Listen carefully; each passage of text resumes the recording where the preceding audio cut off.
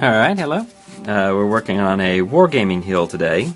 It'll be a small one, intended to have a tower on top of it here on the top platform.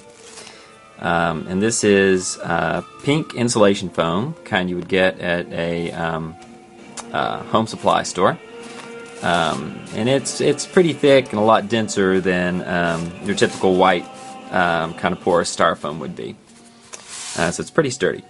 And I got two sheets here. This is 2-inch thick, and I've kind of plotted out the hill on the foam board before I cut this out with a wire cutter.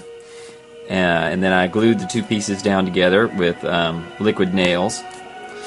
And I've already cut some texture into the hills. Let's see, and with a smaller foam cutter, I've cut out a road that will climb up to the tower here. And let's see, let's put the tower on right quick. You can see I've put some with a pen I've marked some lines where the tower should go. Let's put the tower base on here. There we go.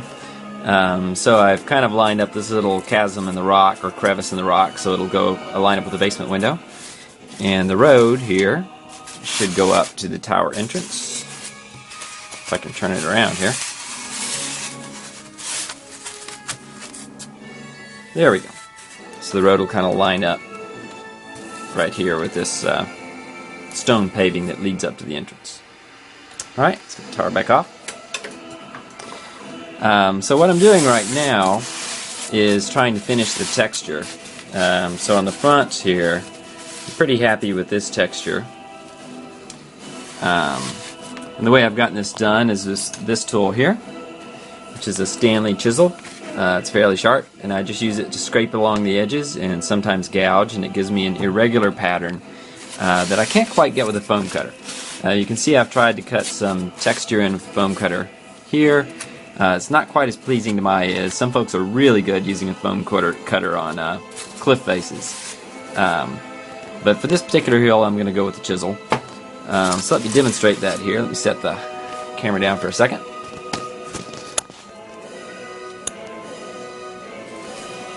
And we're just going to do some gouging. First I'm going to scrape.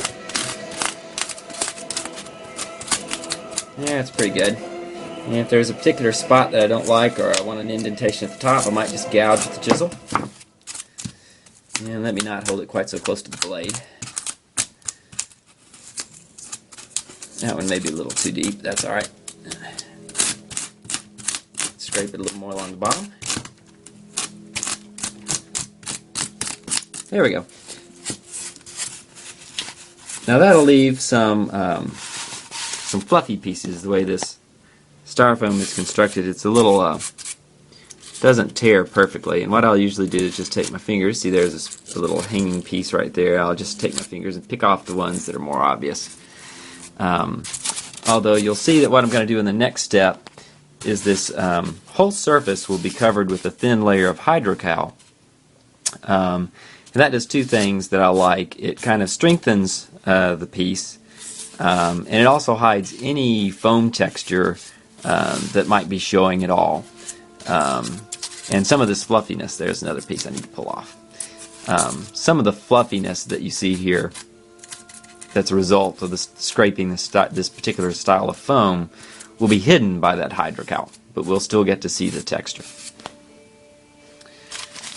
Alright, well, and that's where we'll pick up next, is with hydrocal, and then painting, and then flocking.